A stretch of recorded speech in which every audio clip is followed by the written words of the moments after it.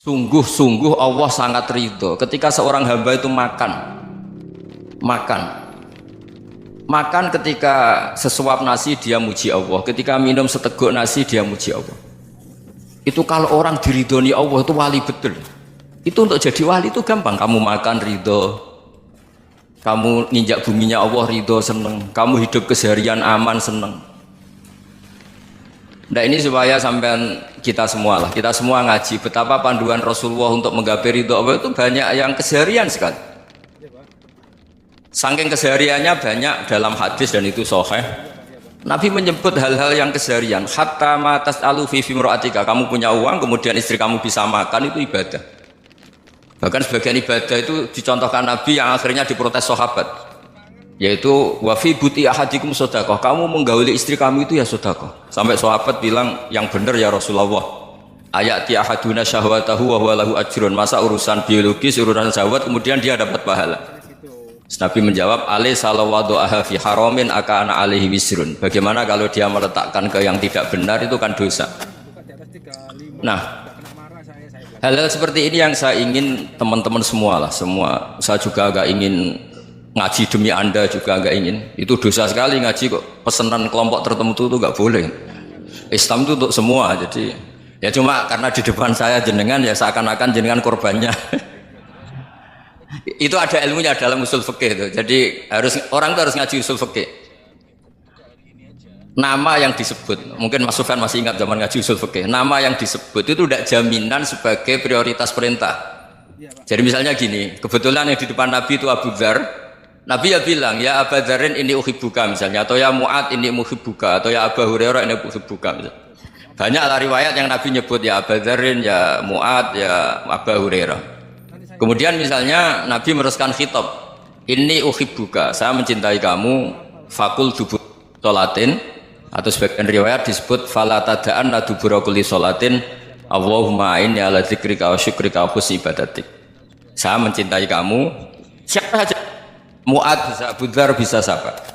Saya mencintai kamu, mohon kalau habis sholat kamu jangan lupa wiridan Allahumma a'inni ala dzikrika wa syukrika wa husni ibadatik. Ya Allah, tolong kami permudah supaya mudah ingat engkau. Anda tidak bisa mentang-mentang, wong nama saya Parmin, nama saya Purnomo, itu yang diperintahkan Mu'ad misalnya.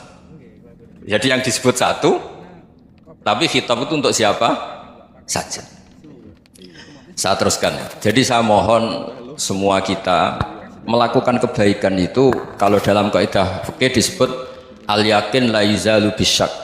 Banyak kebaikan yang kebenarannya itu 100%, tidak punya efek samping ke pihak lain, ke kelompok lain, ke komunitas lain. Yaitu tadi misalnya Anda makan dan itu murah sekali, hanya butuh satu piring, setiap punyaan kamu muji Allah, setiap minum kamu muji Allah. Itu redaksinya Rasulullah SAW disebut Allah sangat ridho ketika seorang hamba makan kemudian dia memuji Allah, atau minum kemudian dia muji Allah. Logikanya gampang, negara seperti ini yang kamu harapkan bentuknya kayak apa, mertua, ipar, komunitas, tetangga, itu nyata terjadi itu kan belum pasti. Sementara yang mesti terjadi adalah kamu butuh makan, kalau tidak mati. Butuh minum, kalau tidak mati. Butuh bumi yang nyaman ditempati, kalau tidak kita juga mati. Sebab itu Allah kalau menyebut nikmatnya itu hal-hal yang keseharian. Alladzi at'amahum min ju'. Allah itu siapa? Allah itu yang menciptakan kamu bisa makan. Tidak berlebihan. Allah itu yang menciptakan kondisi sosial itu ideal. Zaman Nabi itu ya ada orang munafik. Orang-orang pilihan Allah itu juga diuji orang sekelilingnya yang macam-macam. Semua diuji sesuai konteks zaman dan waktu. Nah, tapi ada ibadah-ibadah yang selalu disarankan Nabi. Sampai Nabi itu pernah ditanya, ayul islami khairun ya Rasulullah, Islam terbaik itu gimana? Jawaban Nabi itu unik, it'amut ta'am. Islam terbaik itu ya makan-makan, jangan santai-santai. Ketika Allah menyebut beberapa kebaikan, falak tahamal aqobah wa ma adrokan apa? Mal aqobah. Terusannya apa? Fakku raqobah. Terusannya apa? Au it'amun fi yaumin di masghubah. Ya, atau acara makan-makan itu juga Islam. Kenapa? Ya bayangkan kalau tidak ada makanan kita mati kan? Kondisi sosial tidak ideal itu Anda masih gak apa-apa. Tapi kalau Anda tidak makan, Anda tidak minum, Kamu punya istri cerewet masih bisa hidup, punya mertua cerewet masih bisa hidup. Tapi kalau tidak makan bisa mati. Berarti penting mana istri sama makan? Penting mana? Makan. Semoga istri Anda dengar, nanti kamu disuruh makan tapi pulang deh. Itu kalau dibahasakan makan masih memahami. Penting mana nasi satu piring dengan istri. Nggak ada nasi mati, nggak ada istri belum mati. Penting mana? Gak berani jawab kan? Nah, ternyata Anda ada garang kan di depan istri. Jadi saya mohonlah, mungkin Mas Sufyan Sauri tadi yang bisa bantu lah. Teman-teman tuh ngaji yang keseharian saja. Karena kita nyari ridho Allah itu berdasar firman Allah. Dan firman Allah itu menyebut keseharian tuh riang, gampang. Itu tadi misalnya wa min ayatihi manamukum billaili wan nahar. Termasuk ayat-ayat Allah itu kamu tidur. Maka dulu itu ada guyonan, ada tokoh Mu'tazilah, kelompok dalam Islam yang berpikir manusia itu bisa menentukan ikhtiarnya sendiri. Karena saya bisa duduk, ingin duduk, ingin berdiri, berdiri. Karena kelompok ini nggak terima kalau semua kehendak Allah, nanti bagaimana kalau semua kehendak Allah kok ada hisab ya, ada sanksi. Lucunya itu dia akhirnya, ini cerita ya, mencintai seorang perempuan, cantik sekali. Dan itu dia menjadi ahli sunnah itu oleh hal-hal yang sepele. Karena istrinya cantik, ya namanya suami istri itu hubungan intim. Terus ditanya, Mas, masih ingin lagi? Masih. Silahkan diulang lagi. Wah ya tidak bisa. Katanya manusia bisa menentukan yang diinginkan. Itu tobat itu. Itu nggak bisa ditobatkan Mas Sufyan Ats-Tsauri. Orang cantik yang mudah nobatkan orang itu orang cantik. Segampang itu. Akhirnya kita tahu, makanya kalau dalam kitab Hikam itu disebut al-aqil mayyakul madza yaf'alu wa hubi wal ghafil mayyakul madza af'al. Orang yang punya akal karena sadar ini wilayah Allah, semua milik Tuhan. Itu dia tiap hari berpikir, besok Allah akan melakukan apa terhadap dunia ini. Kamu merencanakan suatu mau plesir ternyata gempa.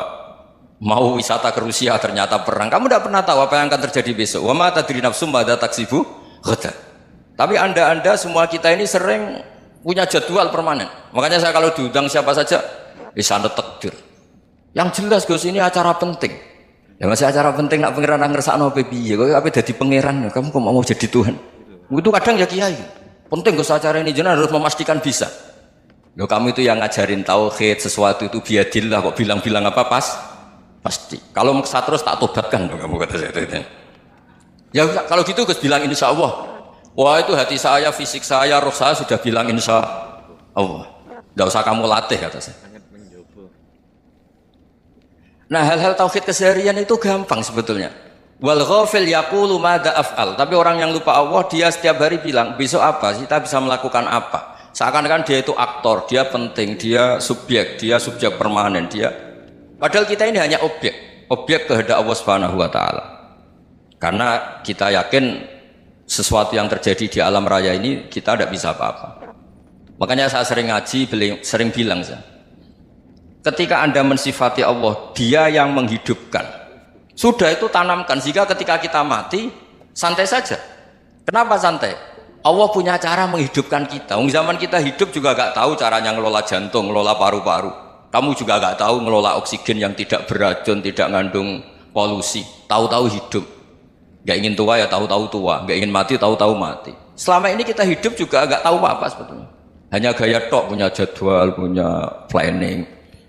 Kalau kamu bisa menentukan pilihan Anda, pasti Anda istrinya cantik, 4 neriman semua, qanaah semua. Nyatanya enggak kan? Ada 1 jelek, cerewet. Oh itu kan, nyatanya enggak bisa apa-apa Anda kan? Dan kamu bawa mati lagi. Itu kan.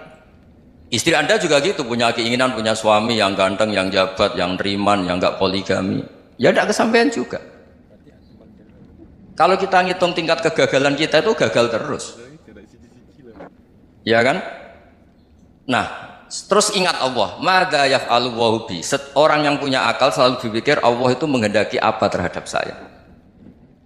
Lalu sama-sama orang melihat orang yang serius, itu kata Anda itu pemikir berat, serius, senang punya tokoh yang merengut karena kamu anggap serius. Tapi sebagian orang anggap orang yang serius itu wong merengut, wong masam, wong muka kok ditekuk. Jadi sama itu hati ya muqallibal qulub tsabbit qalbi ala dini, karena kita nggak tahu cara berpikir kita tentang orang lain, tentang sekeliling kita. Misalnya kita orang baik yang jenis ngrumat fakir miskin, ada orang bangun masjid mewah itu janggal. Apa artinya masjid mewah kalau banyak orang kelaparan? Tapi kalau yang jenis pendidikan, apa artinya masjid mewah kalau tidak bisa ngaji? Nanti yang jenis infrastruktur, apa artinya ini kalau semuanya punya sudut pandang yang berbeda-beda. Dan Islam mengapresiasi semua kebaikan. Tapi katakan semua kebaikan itu adalah kehendak Allah Subhanahu wa taala. Karena apapun baik Anda itu pakai fasilitas yang diberikan oleh Allah Subhanahu wa taala. Sehingga ini yang disebut qulillah tsumma darhum fi khawdihim yal'abun. Ya kembali tadi ke tema-tema bahwa keseharian Anda ini sudah Islami.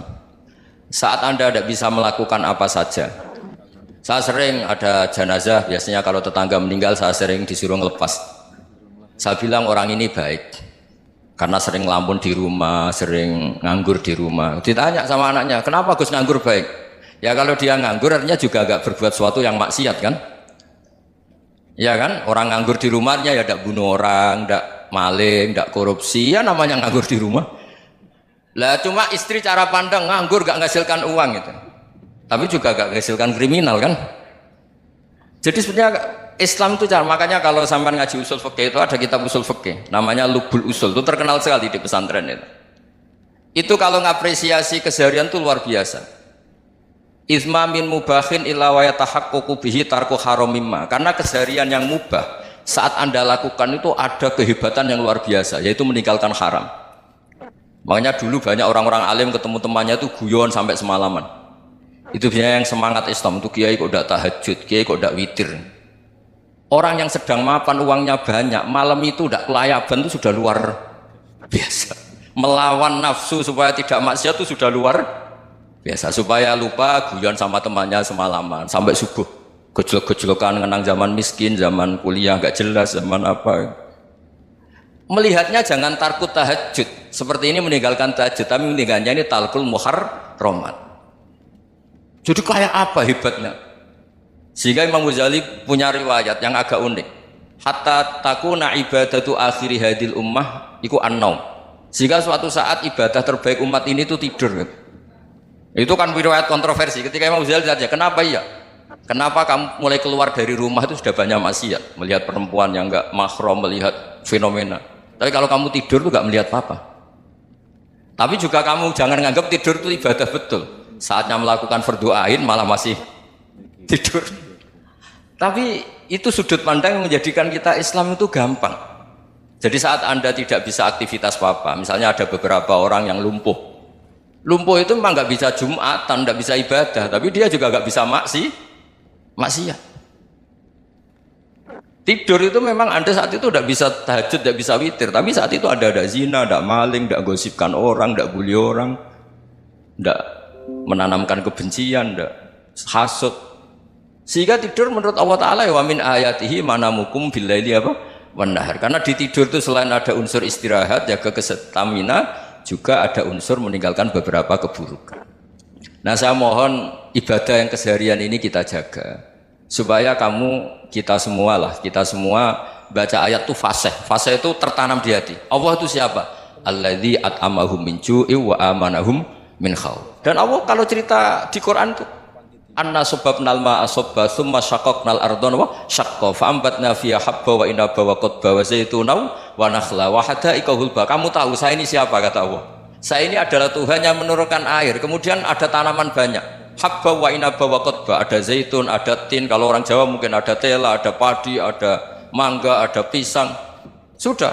Wa inaba wa zaituna wa nakhla wa hadaika hulba, ada perkebunan yang lebat. Tujuannya apa? Mata Allahkum, silahkan kamu pakai, kamu nikmati. Tapi karena kadang kita ini punya ide-ide besar.